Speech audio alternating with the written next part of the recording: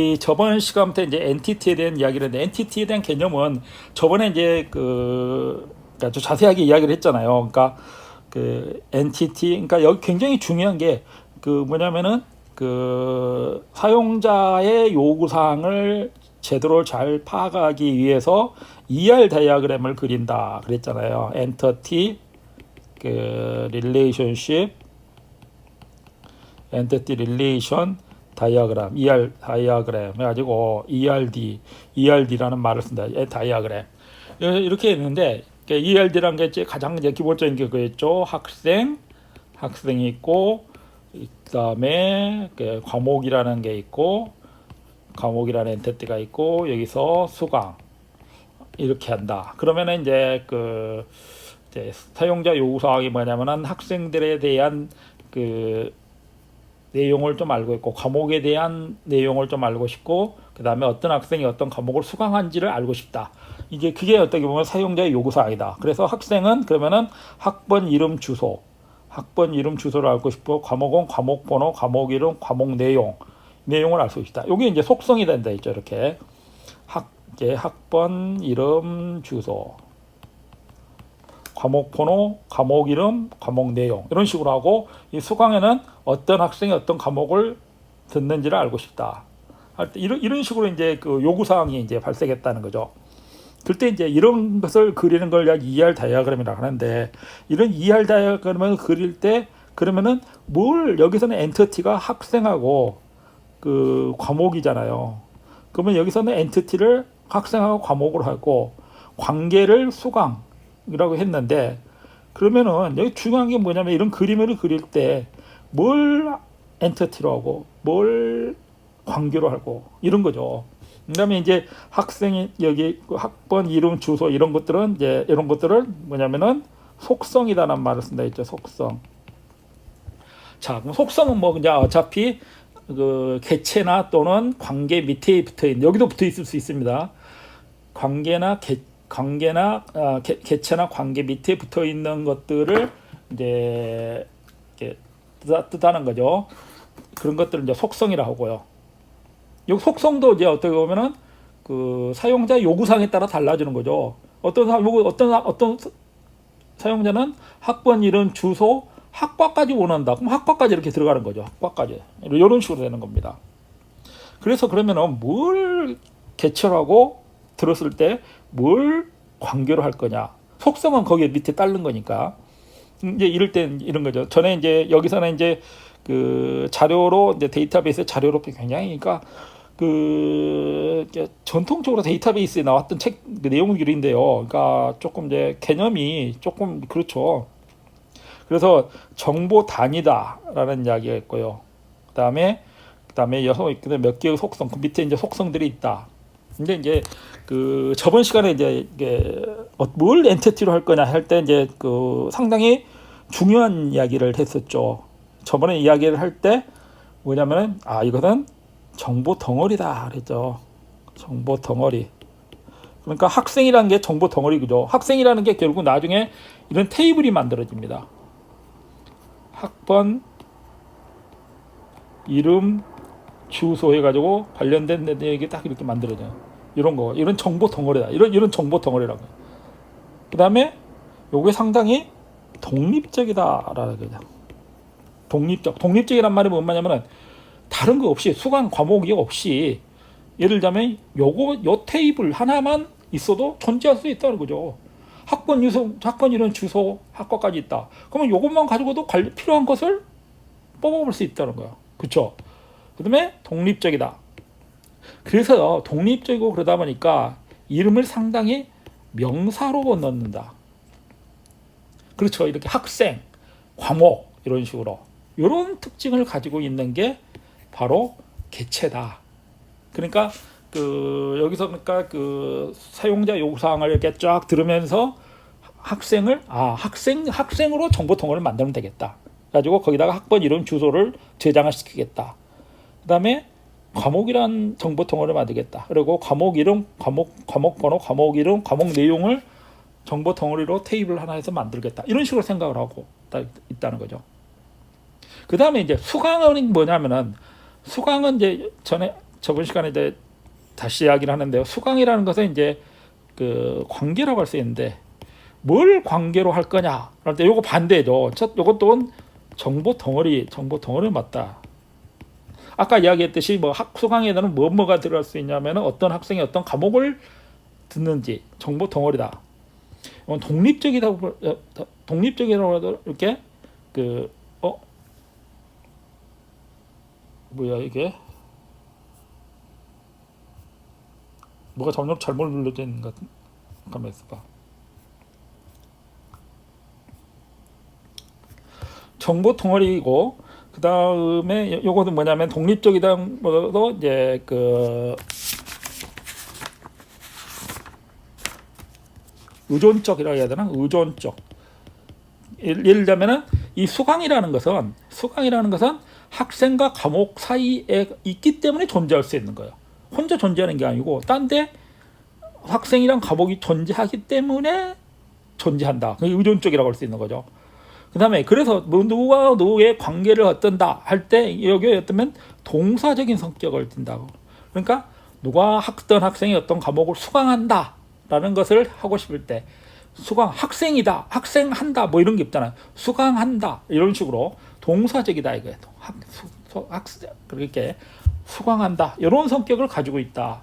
이런 경우를 관계로 만든다라는 거죠. 자, 그럼 속성은 마찬가지로 속성은 뻔하죠. 속성은 이제 뭐 학번, 이름, 주소 이런 것들인데 요것은 이제 그 학생에도 그러니까 관계에도 들어갈 수가 있고 관계 또는 이게 개체, 관계 또는 개체에 속한다라고 볼 수 있겠죠. 그러면은 학번, 이름, 주소 이런 거나 과목 이름, 과목 번호, 과목 이름, 과목 내용 이런 식으로 이제 그 속성들이 만들어질 수 있는데 그러면은 이제 수강에도 그러면은 이 수강이라는 게 관계잖아요. 이 수강에도 그러면은 이 저기가 들어갈 수 있느냐, 속성이 들어갈 수 있느냐, S다 이거죠. S. 수강에도 관계 개체에 둘 다 속성은 관계 또는 개체에 소속되어 있다라고 이제 이야기를 이제 할 수 있습니다. 그러면 이제 그 나중에 이제 과목은 이제 어떻게 이제 테이블이 만들어질까요? 미리 생각을 해보자면 과목은 이런 식으로 나중에 만들겠다는 거죠. 과목 번호,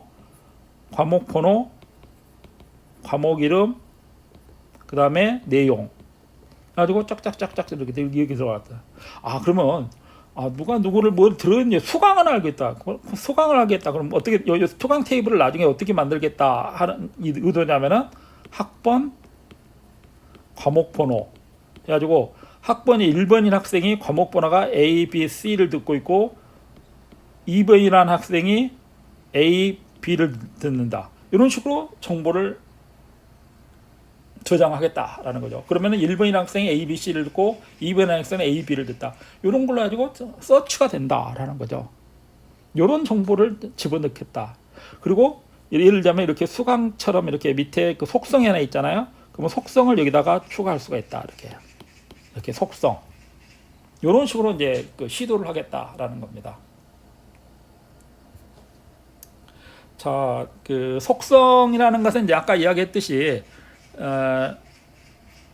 속성이라는 것은 그 밑에 붙어 있는 거죠. 관계나 이제 관계 또는 개체에 속해 있다.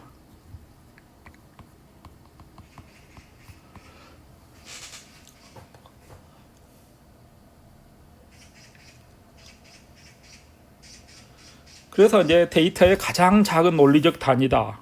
하나의 엔티티는 한 개 이상의 속성으로 구성되어 있다. 각 속성은 엔티티의 특성 상태들을 기술한다. 그랬죠. 그러니까 이제 특성 상태들을 구성하는데 이제 그 부서는 여기서 이제 부서라는 말을 이제 부서 엔티티가 있다. 부서도 하나의 엔티티가 될 수 있는 그 부서라는 것 자체가 정보 덩어리가 될 수 있는 거죠. 여기서는 부서는 부서번호, 부서명, 위치를 가지고 있다라는 거고, 그 다음에 사원 엔티티는 사원번호, 이름, 주소, 소속 부서 이제 가지고 있다. 이런 식으로 이제 그리고 이런 게 다 많이 달라질 수가 있는 거죠. 더 많이 만들 수도 있는 거고, 뭐 줄일 수도 있는 거고, 더 많이 만들 수도 있고, 줄일 수도 있고, 이렇다고 생각을 하면 되겠습니다. 그 속성은 아무것도 아니죠. 그 사용자가 알고 싶어하는 어떤 속성을, 그러니까 뭐 특성 같은 것을 이제 나열하는 거다라는 거죠. 그러니까 누구나 어떤 게 관심이 있느냐에 따라 그 속성 개수가 달라질 수 있는 거고, 속성 종류가 달라질 수 있는 거고, 그런 거죠. 관계는 아까 이야기했듯이 엔티티와 엔티티 또는 엔티티와 속성 간의 연관성을 관계라고 한다. 일반적으로 동사형으로 표현한다. 그러니까 여기 이제 상당히 아까 이야기했지만 정보 덩어리인데 상당히 의존적이다. 그러니까 의존적이라는 것은 관계 사이에 있다. 관계 사이에 존재한다. 관계 사이에 존재한다. 그리고 이거 동사형이다라는 거 이야기했죠. 그리고 이제 여기서 이제 그 엔티티와 엔티티 또는 엔티티와 속성 간의 연관성을 관계라고 한다. 그런데 엔티티와 아까 여기 엔티티와 엔티티 관계는 있었죠. 엔티티하고 엔티티. 학생하고 과목이 있다. 이게 수강을 한다. 학생이 있고 과목이 있고 그런데 거기에 그 수강이라는 관계가 존재한다라는 거죠. 이런 식으로 그리고 이제 여기서 이제 여러분이 조금 의문을 가질 수 있는 게 여기서 엔티티하고 엔티티 요것은 이제 확실하죠. 근데 엔티티하고 속성 간의 연관성을 관계라고 한다. 그러니까 여기가 이제 과목도 과목 이름은 과목 번호, 과목 이름, 과목 내용이 있는데 엔티티 이 과목이라는 엔티티하고 과목 번호, 과목 내용 이란 게 서로 연관성이 있다라고 이야기를 하는 겁니다. 그러니까 예를 들자면 어떤 엔티티하고 속성 간에 연관성이 관계가 있다라고 이야기를 하는 겁니다. 그러니까 엔티티하고 엔티티와 속성 간의 관계가 존재한다라는. 그러니까 이 이야기는 뭐냐면 아니 어떤 사람이 이상한 짓거리 해볼 수 있잖아요. 과목 번호, 과목 이름, 과목 내용인데 여기다가 교수 번호를 집어넣었다고. 교수 번호, 교수 번호하고 무슨 상관이냐고 그럴 거 아니에요. 예? 이 과목에 교수 번호하고 이게 무슨 상관이야? 이런 것은 관계가 존재하지 않는 게 이런 것을 가입해 쳐라 이거죠. 붙이지 말라 이거죠. 무슨 말인지 알겠죠? 관계가 속성과 엔티티와 속성 간에 어떤 관계가 존재한다라는 뜻은 이렇게 쓸데없는 게 뭘 붙이지 말라라는 이야기예요. 그리고 이제 예를 들자면 이제 사원이 있고 부서가 있다. 그러게 소속이라는 게 존재한다. 이렇게 된다는 거죠. 사원이라는 애트리뷰트가 존재하고 부서라는 애트리뷰트가 존재하고 소속이라는 게 존재한다. 소속이라는 관계가 존재한다. 이런 식으로 표현을 할 수 있다라는 거죠. 그리고 사원 여기서 관련된 테이블 정보들이 만들어지고 있고 부서에도 부서에 관련된 테이블 정보가 만들어지고 있고 소속을 기준으로 해서도 이것도 정보가 만들어지는데 사원 번호하고 부서 번호, 사원 번호하고 부서 번호가 존재해서 어떤 사원이 어떤 부서에 대한 정보를 소속이라는 관계에서 유출을 하게 된다라는 이야기죠. 자, 우리가 그래서 이렇게 가고 있는 방향이 뭐냐 하면은 현실 세계에서 이제 우리가 이제 인터뷰 같은 걸 한다 했죠. 인터뷰 같은 걸 해가지고 인터뷰 같은 게서 개념적인 데이터 모델을 만든다라는 게였죠. 그래서 개념적인 데이터 모델을 예로서 바로 ER 다이어그램, 예를 들자면 이런 거 이런 그림 그리는 거를 만든다. 이런 것을 개체 관계 모델이라고 한다. 할 때 개념적인 데이터 모델을 정보 모델링이다라는 말을 쓰기도 한다라는 거죠. 그 다음에 이제 이런 ER 다이어그램을 그렸다고요. 이런 ER 다이어그램을 그리고 나서 그 다음에 이제 논리적 데이터 모델로 이제 넘어가는데, 논리적 데이터 모델 안에는 관계 데이터 모델, 계층 데이터 모델, 네트워크 데이터 모델이 존재한다라는 거죠. 근데 이제 뒤에서 다시 설명이 나오는데요. 이제 실제적으로 이제 계층 데이터 모델이나 네트워크 데이터 모델은 이제 요것은 그 데이터베이스가 이제 발전해 가면서 생겼던 모델입니다. 그래서 이제 실제적으로는 요즘에는 안 사용, 요즘에는 사용을 하지 않는 거죠. 어떤 거면은 히스토리컬한 관점, 히스토리컬한 가치,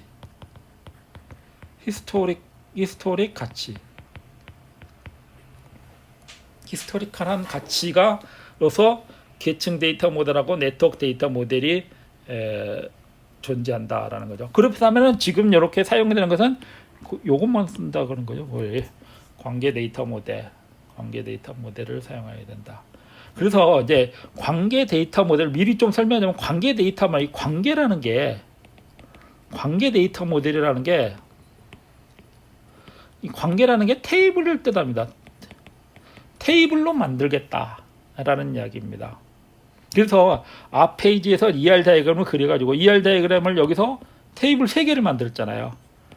학생, 그 다음에 과목, 그 다음에 수강, 그래가지고 이 테이블 3개를 만들었잖아요. 이런 테이블 3개를 만들겠다 하는 게 바로 관계 데이터 모델이다라는 거죠.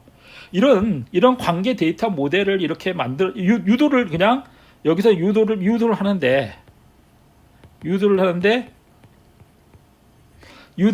기계적으로 하겠다라는 거죠. 그러니까 기계적으로 한다는 것은 ER 다이어그램만 제대로 그려주면은 이런 테이블이 쉽게 만들어진다라는 거죠. 그냥 기계적으로 그러니까 생각을 안 하고도 그냥 쉽게 만들 수 있다. 그런 걸 뜻합니다. 그래서 이제 관계 데이터 모델을 이제 만들게 된다라는 거죠. 관계 데이터 모델을 만들게 된다. 이게 핵심이 이제 나중에 이제 이거 하고 나서 ER 다이어그램 그리고 나서 이런 테이블들을 유출을 한다라는 거죠. 방향은 지금. 그리고 계층 데이터 모델, 네트워크 데이터 모델은 어떤 히스토리컬한 가치가 있고, 이것은 이제 나중에 계층 데이터 모델이나 네트워크 데이터 모델이 어떤 건지 설명이 다시 나옵니다. 이런 식으로. 그러면은 이렇게 ER 다이어그램에서 어떤 테이블을 만든다고 했잖아요. 그래서 관계 데이터 모델, 논리적 데이터 모델 중에 하나인 관계 데이터 모델을 만드는데, 여기 상당히 기계적으로 만든다. 그러면 이제 그럴 거 아니에요. 여기서 이렇게 테이블 만들었으면 여기서 끝나지. 이런 테이블을 이용해가지고 그냥 시스템으로 그냥 집어넣으면 되지 않느냐. 그럴 거 아니에요. 그 다음에 나오는 이야기가 뭐냐면요. 그 다음에 나오는 게 뭐냐면은 논리적 다음에 이제 물리적이라는 거냐. 물리적 데이터 모델. 물리적이란 말은 뭔 말이냐. 아까 앞에도 이야기를 했지만은 물리적이다. 이것은 뭐냐면은 쉽게 말해서 여러 가지 그러니까 이게 관계 데이터 모델을 지원하는 DBMS가 있잖아요. DBMS 종류에 맞춘다라고 생각합니다. DBMS 종류에 맞춘다. 그러니까 이런 테이블들을 만들고 나서 어떤 DBMS 종류가 선택이 될 거 아니에요. 그 DBMS 성격에 맞춰 가지고 이런 테이블들을 약간 변형을 한다라고 생각을 하면 됩니다. 그러니까 여기서 이제 주로 이제 수업에서는 그러니까 여기까지는 안 가고, 여기까지 할 필요가 없죠. 뭐 특별한 DB 여기까지는 안 가고 여기까지. 그러니까 이렇게 테이블을 유도하는 ER 다이어그램을 그리고 테이블을 유도하는 이런 데까지 이제 간다라는 거죠.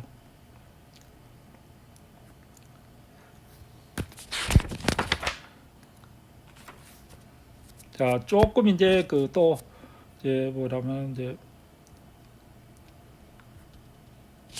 또 약간의 뭐 이렇게 설명이 좀 더 또 나오는 것 같아요.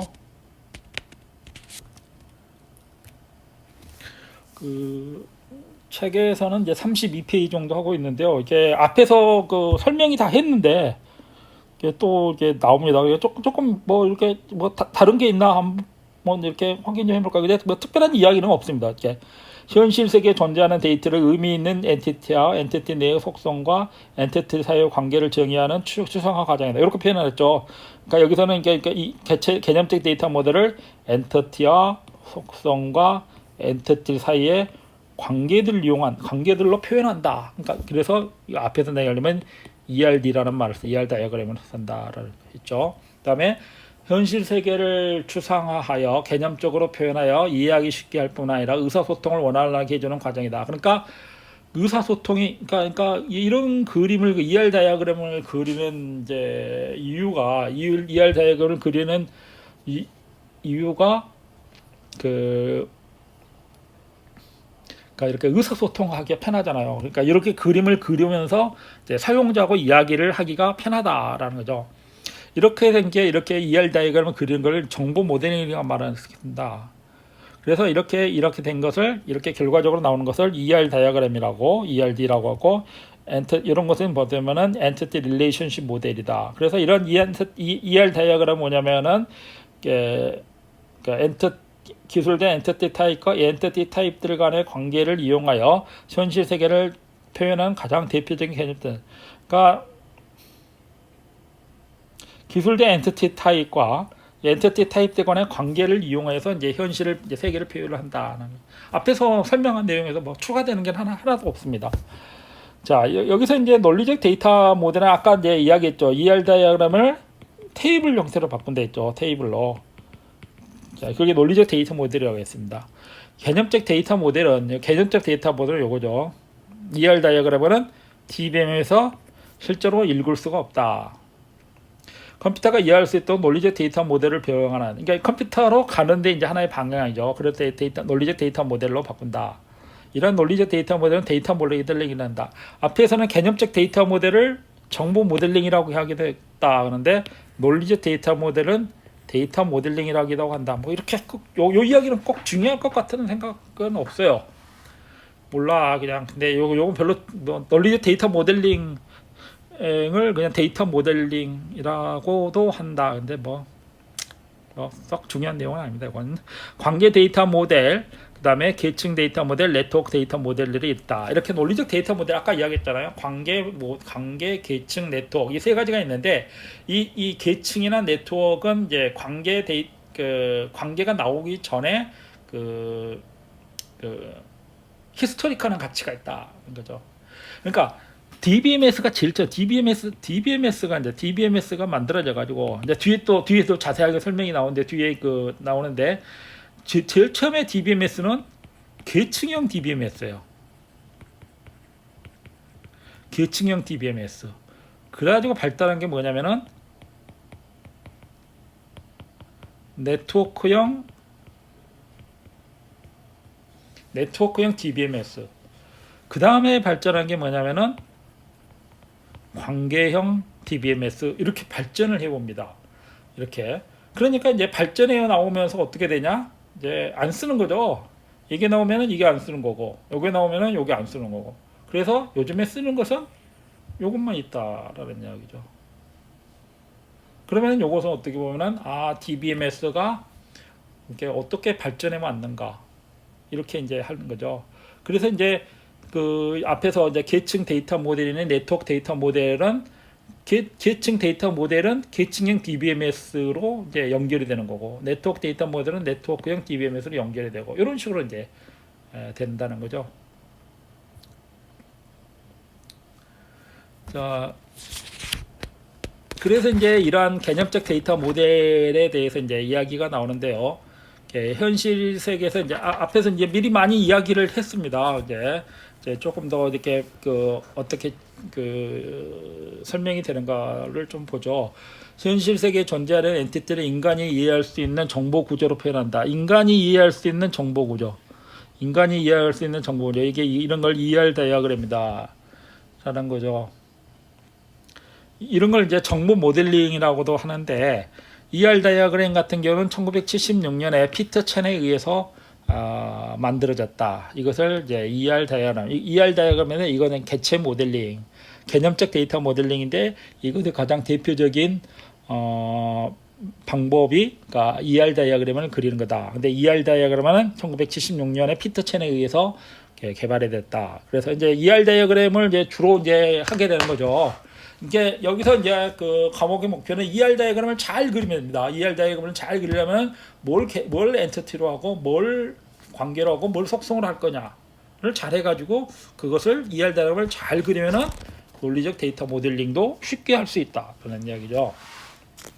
자, 이러한 ER 다이어그램에 대해서 이제 하나씩 설명이 나오는데요. ER 다이어그램은 이제 엔티티와 이들 간의 관계를 알기 쉽게 미리 약속된 도형을 사용하여 일목요연하게 표현한다. 자, ER 다이어그램이 여기 있습니다. 자, 첫 번째. 자, 요것은 이제 계속 그 앞에서부터 조금씩 설명을 했잖아요. 학생 있고 과목이 있고 그럴 때 학생과 과목은 앞에서는 수강이라는 말을 썼었는데 이제 등록이라는 말로 돼 있죠. 수강이라는 말을 했었는데 이제 한번 요것은 이제 그 설명을 좀 해볼게요.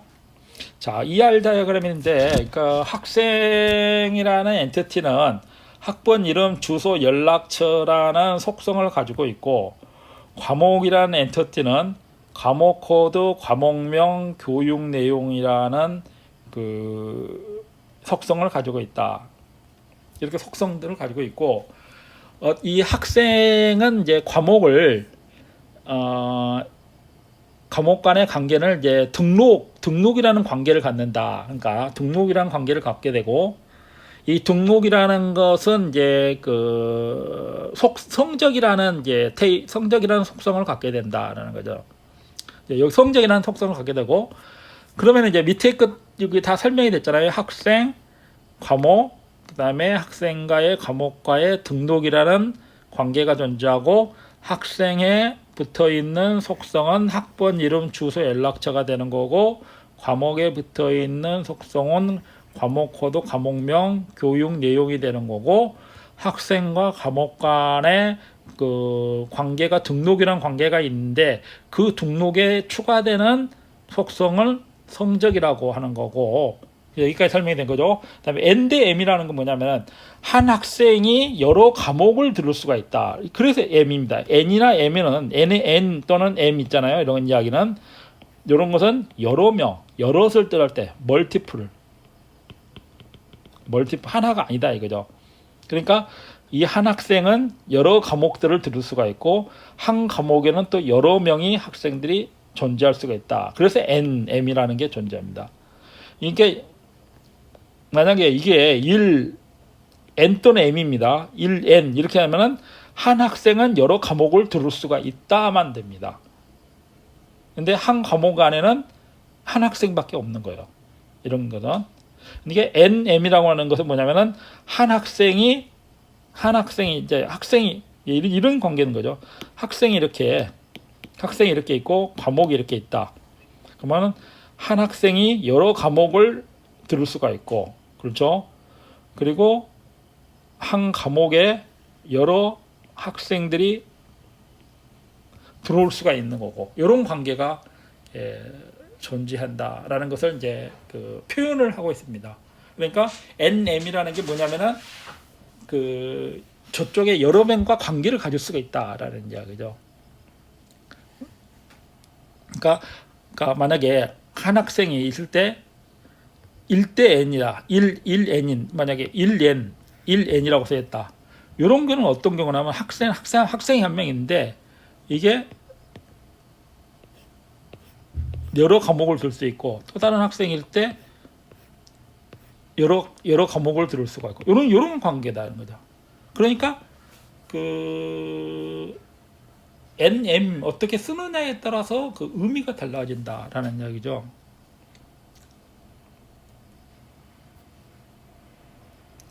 이제 ER 다이어그램에 이제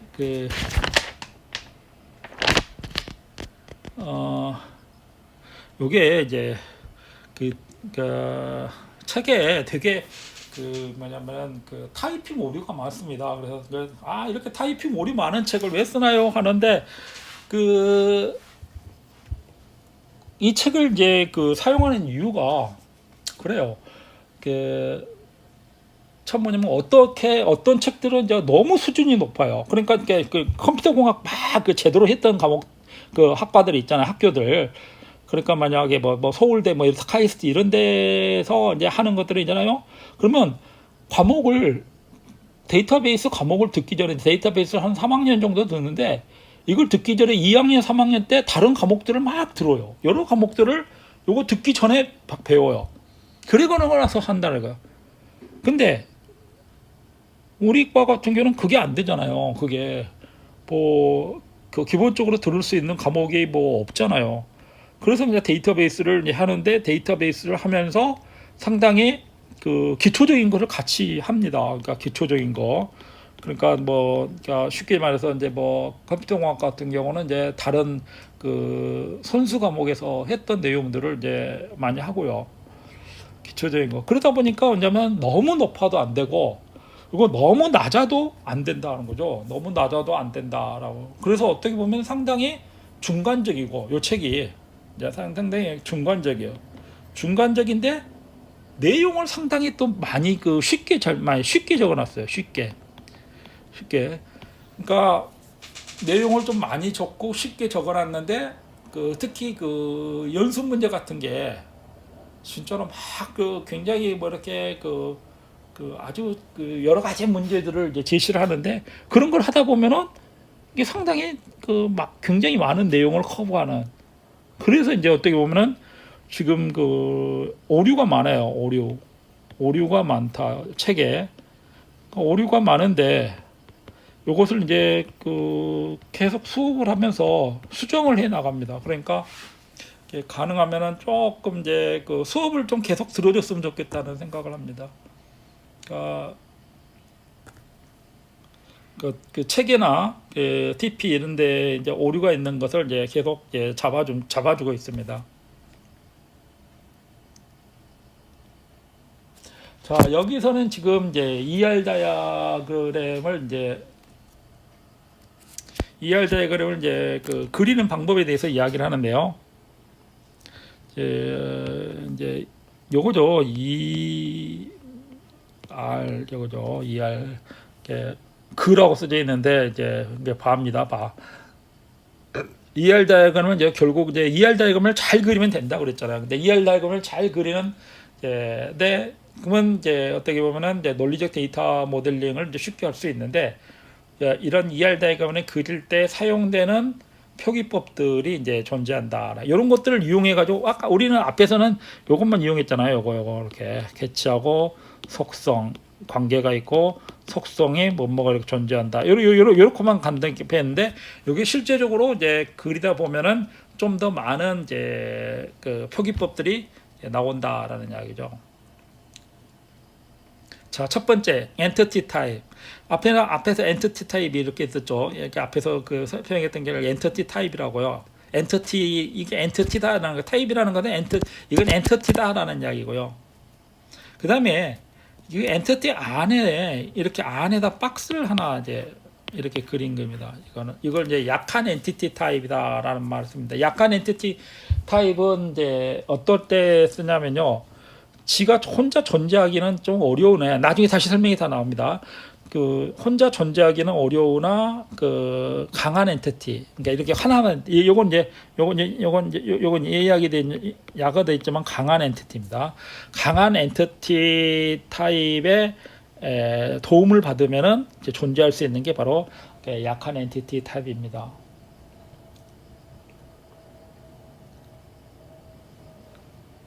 그 다음에 이제 그 앞에 이렇게 요렇게 표현하는 걸 이제 관계라는 말을 쓴다겠죠. 그 다음에 이제 요것도 이제 그 관계도 이렇게 안에다가 관계 이렇게 박스가 하나 더 있는 게 있습니다. 요것은 이제 요게 이제 한쪽이 약한 엔티티인 경우, 한쪽이 약한 엔티티인 경우는 이렇게 표현을 식별관계라는 말을 쓰면서 이렇게 관계 안에다가 표시를 하나 더해 줍니다. 그런 걸 이제 식별관계 타입이라고 합니다. 그 다음에 이지어, 요것은 이제 뭐냐면은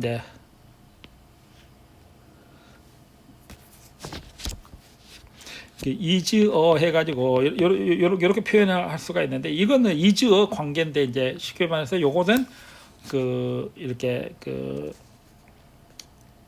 객체 지향적 개념인데요. 지향적 개념인데 이제 이럴 수가 있습니다. 이렇게 상위 엔티티하고 하위 엔티티가 존재할 때, 상위 엔티티 그다음에 하위 엔티티가 존재해 가지고 어떤 상위 엔티티의 속성들이 하위 엔티티로 전부 다 이렇게 이전이 되는 그런 것을 이제 표현하고자 할 때 이렇게 사용합니다. 예를 들면은 이게 학생이 있다. 그러면은 학생이 상위 엔티티인데 하위 엔티티는 재학생도 있고 휴학생도 있고 그 다음에 졸업생도 존재한다. 뭐 이런 식으로 하면은 재학생, 휴학생, 졸업생은 하위 엔티티가 된다. 근데 하위 엔티티들은 상위 엔티티의 속성들을 다 가지고 있다. 이런 식으로 이제 하기 위해서 사용되는 게 이즈어라는 겁니다. 그 다음에 이제 전체 참여 엔티티는 이제 뭐냐면은 이제 책에서도 조금 닮아요. 요게 이제 줄이 두 개입니다. 이게 책에도 이렇게 바꿔주세요. 줄이 두 개다. 그러니까 전체 참여 엔티티 타입은 뭐냐면은 이 오른쪽에 있는 이 엔티티가 여러 개가 있는데 엔티티라는 게 이제 학생들 같으면 학생들이 쫙 있을 수가 있을 거 아니에요. 이런 엔티티가 전부 다 이런 관계에 참여를 한다. 이렇게 왼쪽에 있는 어떤 엔티티하고 관계를 맺는데 이게 다 참여를 한다. 그러니까 뭐 만약에 요만큼만 참여를 하고 요만큼은 참여를 하지 않는다. 아니면은 할 때는 그냥 한 줄만 그으면 되고요. 두 줄을 그을 때는 오른쪽에 있는 엔티티들이 전부 다 참여를 한다. 그러니까 참여 안 하고 있는 게 없다라는 것을 표현할 때 두 줄을 표현합니다. 나중에 또 설명이 이 하나하나가 사실은 뒤에서 다시 하나하나씩 다시 설명이 됩니다. 하나하나씩. 그 다음에 이제 속성이라는 것은 이제 밑에 아까 이렇게 우리가 붙였잖아요. 일반적인 속성 이렇게 동그라미 치는 거 속성이라는 거고 속성 안에다 이렇게 실선을 하는 것을 뭐라고 하냐면 키 속성이랍니다. 이 속성 중에서 키가 되는 것을 이제 키 속성이라고 합니다. 그 다음에 이제 부분 키 속성이라는 것은 이제 키도 되지만은 키하고 같이 부분 키라는 게 뭐냐면은 제대로 된 키는 아니지만은 다른 쪽에 강한 엔티티의 키의 도움을 받으면은 키가 같이 될 수 있다 할 때 이제 그런 걸 이제 부분키 속성이라고 합니다. 부분키 속성은 이게 다시 설명이 나오죠. 근데 이렇게 밑에 이렇게 점선을 이렇게 표현을 합니다. 그 다음에 이제 다중값 속성. 다중값 속성은 이제 예를 들자면은 이제 그런 경우가 있죠. 뭐 이렇게 취미 같은 것을 이렇게 표현하고 싶다 할 때는 그러면 값이 여러 개 존재할 수 있잖아요. 그러면 이렇게 표현을 해가지고 동그라미 두 개를 해서 표현을 하면은 값이 여러 개 존재할 수 있다라고 이제 나중에 이제 개발자들한테도 알려줄 수 있는 거죠. 이것은 값이 여러 개 들어갈 수 있도록 처리를 해달라 그런 거죠. 예를 들면 뭐 취미 같은 게 여러 개 존재할 수 있는 거죠. 취미나 뭐 전화번호 이런 것도 전화번호도 여러 개 있을 수가 있는 거고. 그 다음에 이제 복합 속성이라는 말이 있는데 복합 속성이라는 게 하나의 속성처럼 돼 있는데 그게 이제 쪼개질 수가 있다라는 거죠. 복합 속성 이제 이렇게 표현하는데 이가 뭐가 될 수 있을까요? 뭐 이제 주소 만약에 이게 주소 속성이다. 이것은 도나 특별 광역시 그 다음에 시군구 뭐 이런 식으로 어떻게 보면 주소라는 게 있을 때 안에 도나 광역시가 존재하고 그 다음에 시군구가 존재하고 동도 존재한다. 이런 식으로 이제 한다 할 때 이제 이렇게 복합 속성이라는 말을 이제 씁니다. 자, 그 다음에 이제 유도 속성이라는 말을 할 수 있는데 유도 속성이라는 말은 뭐냐면은 유도된 속성이라는 표현을 씁니다. derived. 그러니까 유도 속성이라는 말을 썼는데 유도를 하는 속성이냐 아니면 유도가 되는 속성이냐 하면 유도된 속성입니다. 영어로는 derived attribute. 그러니까 유도된 속성이다. 그러니까 요런 건 얘기가 뭐냐면 나이 같은 거 있잖아요. 나이를 그러니까 그 나이 여기 만약에 나이 해가지고 이렇게 표현했잖아요. 아 그러면 나이를 입력을 받지 말고 뭐해서 그러니까 만약에 주민번호 같은 게 있잖아요. 주민번호 앞에서 나이를 유도해라. 그러니까 나이라는 것을 그 받지 말고 그러니까 앞에서 그 주민번호를 받았다. 주민번호 앞으로 생년월일을 받았다. 생년월일 받았으면 그 생년월일에서 나이를 유도해라. 그러니까 입력을 받을 필요는 없다. 이제 그런 거 할 때 이제 이렇게 유도 속성을 표현하기 위해서 이렇게 점선으로 표현한다는 거죠.